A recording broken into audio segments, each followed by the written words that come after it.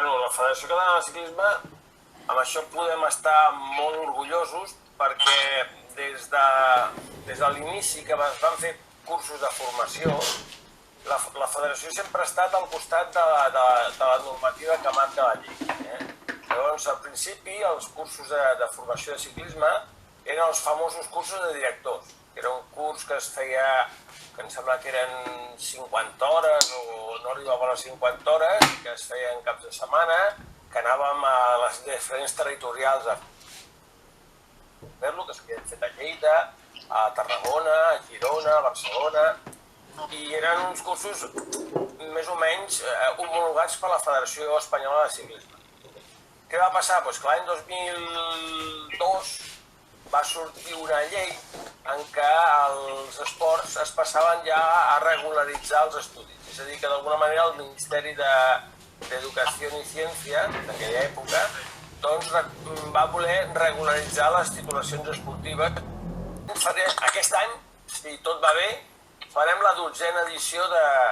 tècnic de nivell 1. Al començament eren cursos que costava molt trobar alumnes, però des de que ens reconeix la titulació de tècnic de ciclisme,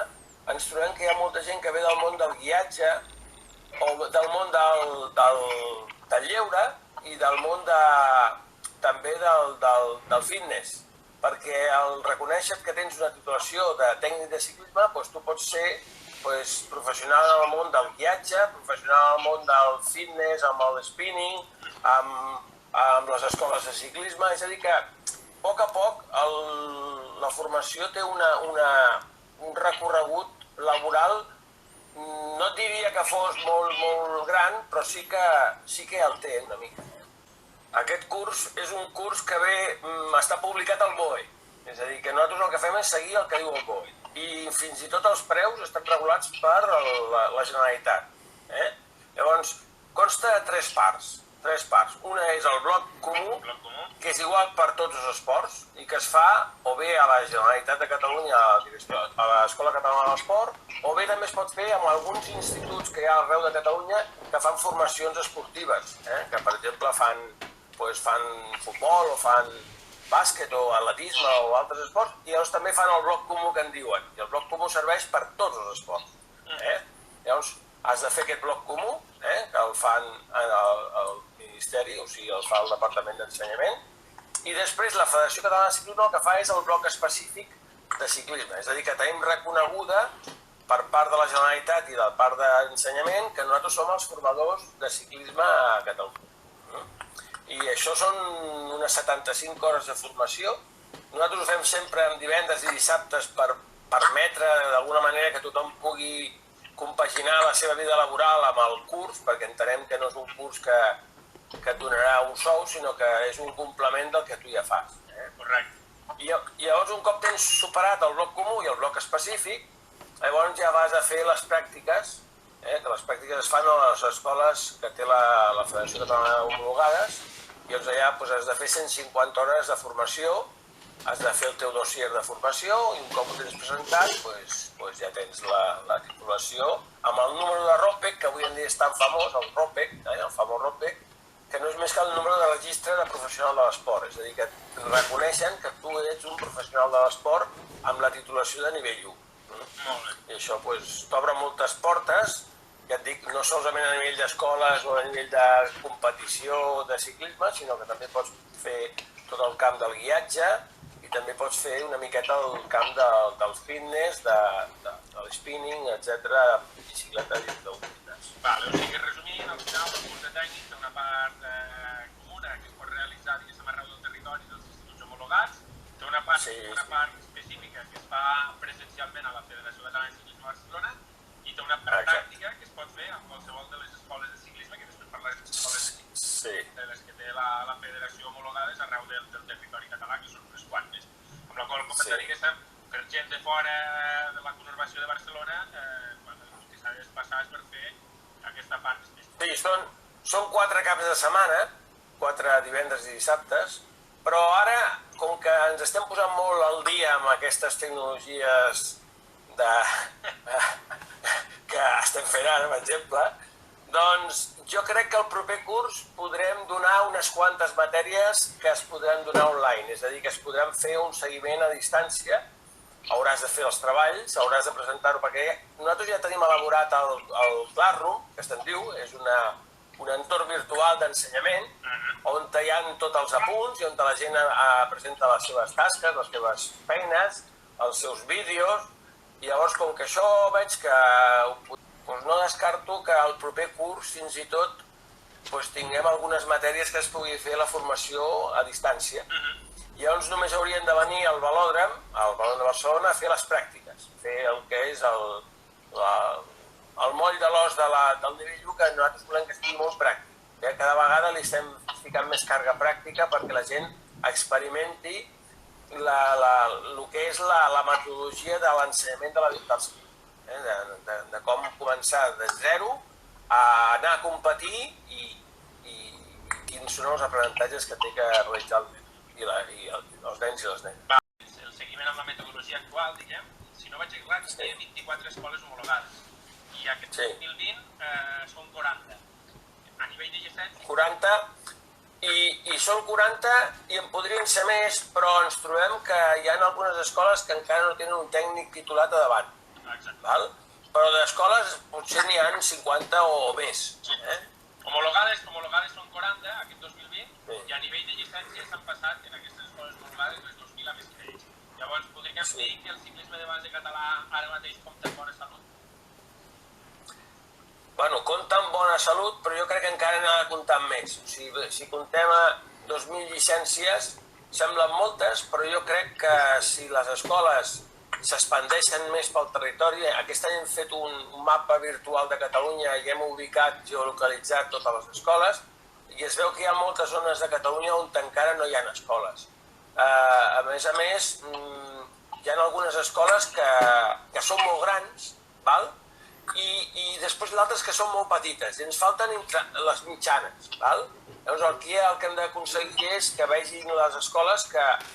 poden créixer. Clar, per poder créixer, jo crec que hi ha un factor que frena molt, que és el tema econòmic. I aquí hem de començar a tenir en compte que potser les escoles s'han de començar a posar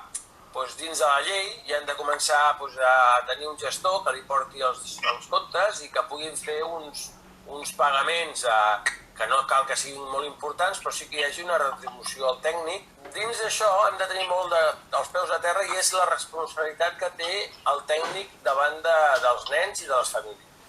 Tothom és molt amic de tothom fins que hi ha un problema. Quan hi ha un problema tothom defensa la seva parcel·la i en això hem d'estar molt coberts. Llavors per això la federació, per homologar les escoles, hi ha uns principis que no els podem bellugar, no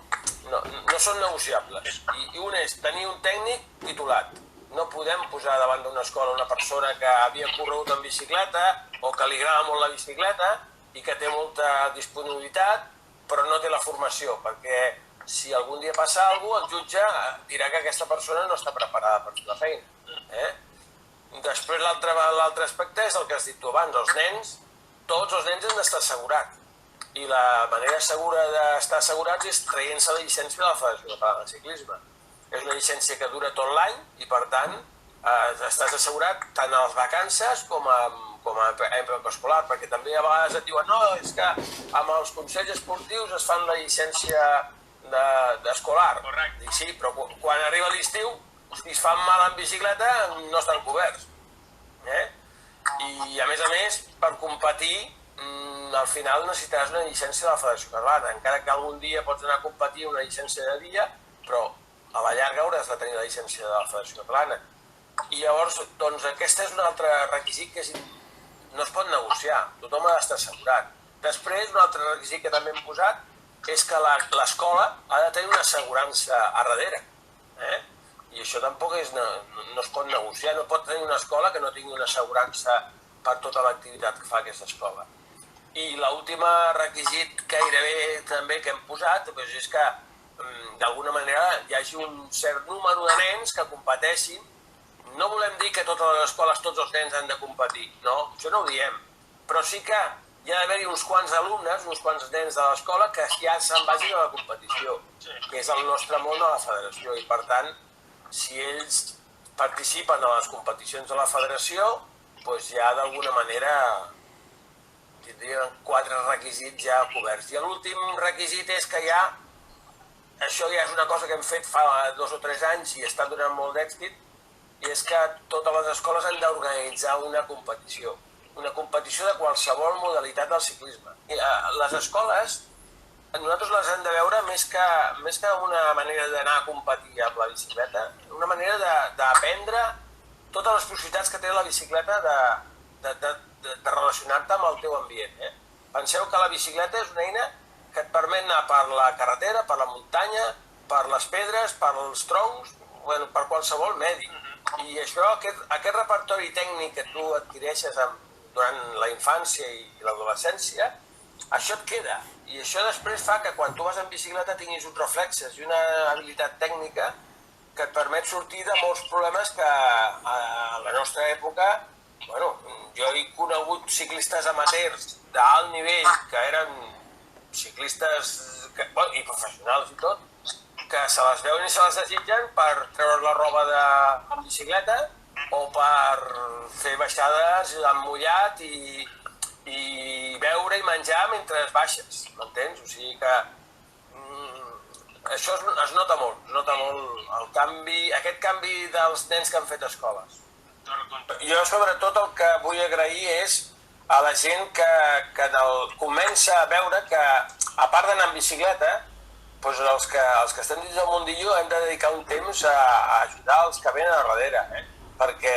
les escoles estan donant una alegria a les categories de base i d'aquí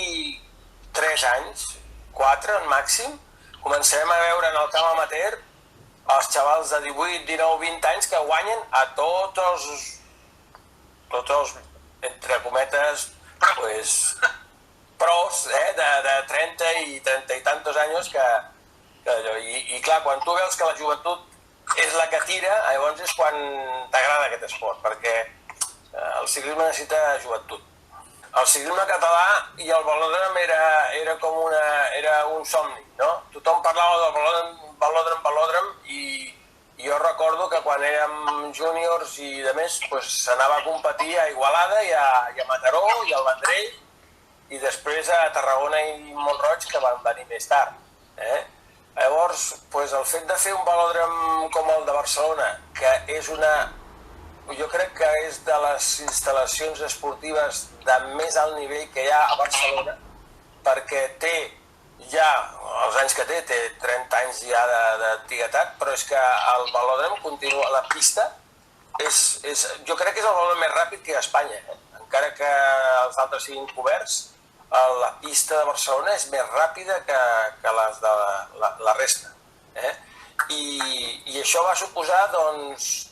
tornar a ficar Barcelona dins el mapa de la pista internacional. I sense el velòdrom de Barcelona no haguéssim tingut Sergi Escobar, no haguéssim tingut Escuredos, Carles Torrent, el Jaume no hagués pogut arribar a les Olimpiades, és a dir que inclús, visto lo visto, ni Espanya hagués tingut les medalles que va tenir, perquè les medalles que hem tingut en pista en aquest país sempre han sigut quan els catalans hi hem estat en gran número i aquell any eren majoria. I ara que l'han reformat, és a dir, han canviat tota la fusta i n'han posat una de nova, a l'últim trofeu Miquel Poblet vam tenir 3 ciclistes que van baixar els rècords del velòdrom de temps de l'Olimpiada, o sigui que s'ha tornat una pista superràpida. El problema és que al ser descoberta, clar, depens del temps, i a vegades quan has d'invertir molt de temps o molts diners en un esdeveniment i aquell dia et plou, això és complicat. Un hàndicap. Això de cobrir el velòdrom també ho sentim des de fa molts anys, a veure si ho veurem realitat o no algun dia.